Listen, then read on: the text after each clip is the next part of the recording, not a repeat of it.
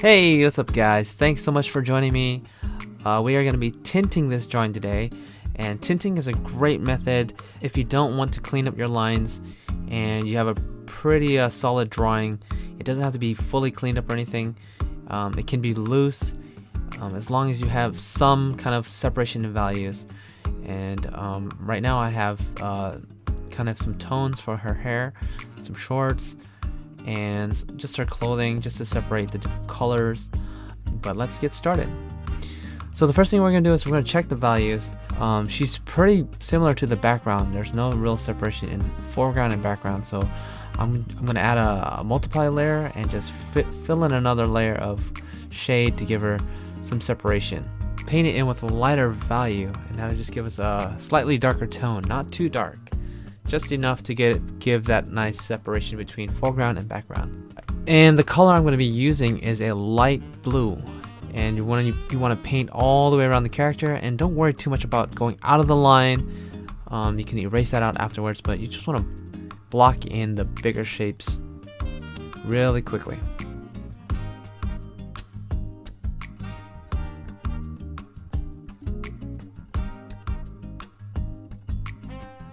Alright, so now that we've blocked in the character with some value, we want to kind of establish a really clear light source, because right now it's just really just a dark foreground and light background.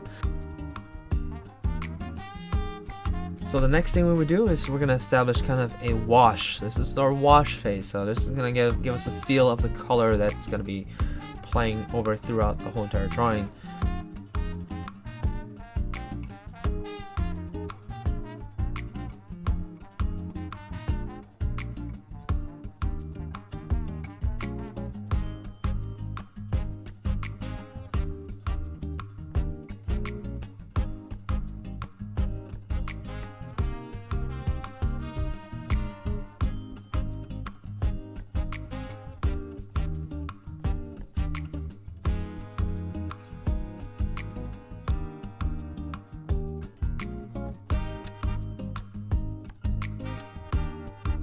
That's a pretty general looking color tone there. Alright, let's paint it in. You see how the green is being retained. It's very subtle. Alright, that's before and after. We have some skin tone. Again, I want to get that color that kind of mixes and mingles. Nothing too bright and standout-ish at this point.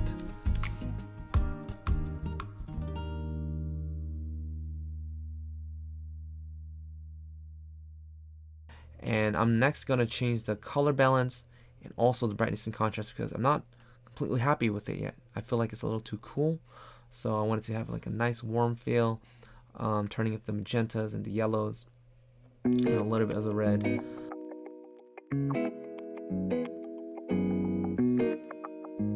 Alright, so this looks pretty good right there. Let's merge it down, starting with the one that's directly above the layer, otherwise it's going to start messing things up.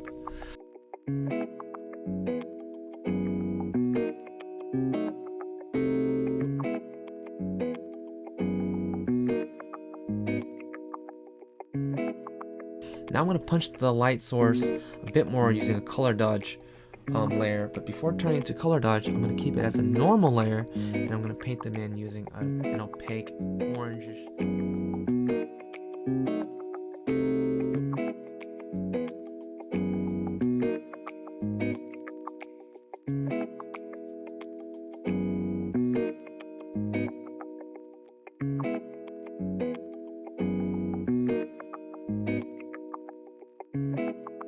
Darkest of darks of the whole entire picture, kind of pulling everything together so we have a nice full range of value.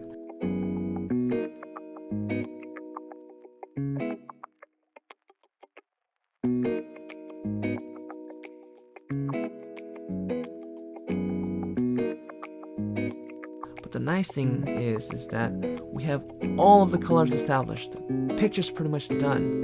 We just sit back and not really think too much. It's like a roadmap. Everything's been laid out for us. But it is difficult.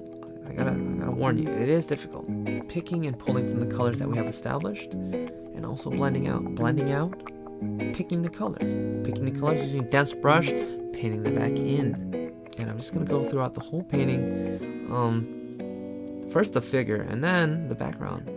So pulling some of the nice warm colors into the hair, blending out a lot of the forms, getting everything just nice and soft around the whole entire figure.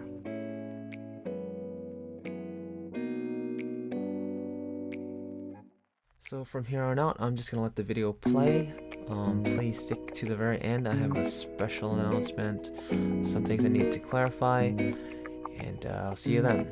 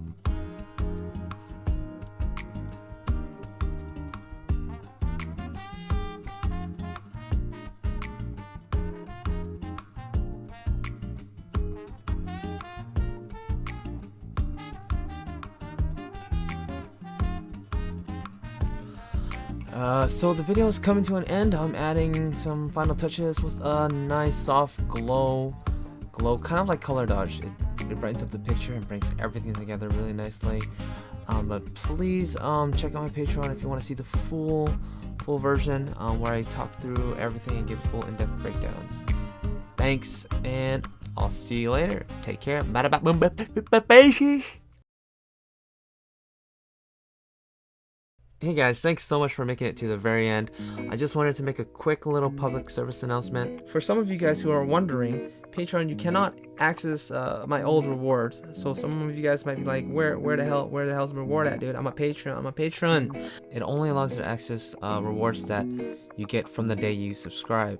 And we've tried everything to figure it out on Patreon, and it just doesn't allow you to do it. It's really dumb, I know. There's a workaround it. If you guys want to have access in my Patreon, you can go to my Gumroad, just message me on Patreon, and I'll give you a 33% discount to add towards one of the old reward packs. And I only have 2 of them so far. You can apply it to that. And 33% is pretty much the same price as if you were a Patreon member. So you get a discount. You don't have to pay full price. But to anyone else, if you guys just want to pick up a pack or a print, you can. They're all available. And secondly, to become a member, you guys can support me just for as low as $1. And the way it works is you're not going to be charged monthly. It's only per post. So like, I haven't posted anything for the past 3 months, but things are going to change. I know I've said that before, but I just wanted to show you guys a little overview of what the hell is taking me so long. Well, if you look here, these are all cuts. These are the little cuts that I have to make, and it just takes a lot of work to make these videos. I got to do this full version for the patrons, And then there's the YouTube version. And then there's the PDF that comes with it. It's all the written version. There's a process JPEG and the full resolution file and more. And total, the process can take up to 30 to 40 hours to do. And so if I get like, 80 to $100 per pack at this point anyway, freelance work takes priority. So as much as I want to, I can't focus solely on this. Otherwise, I'd be on the streets. I'll be on the streets. But someday we'll get there. Where I can just focus solely on this and work on Patreon and YouTube all day. With that said, thanks so much everybody again for sticking around. Take care and peace.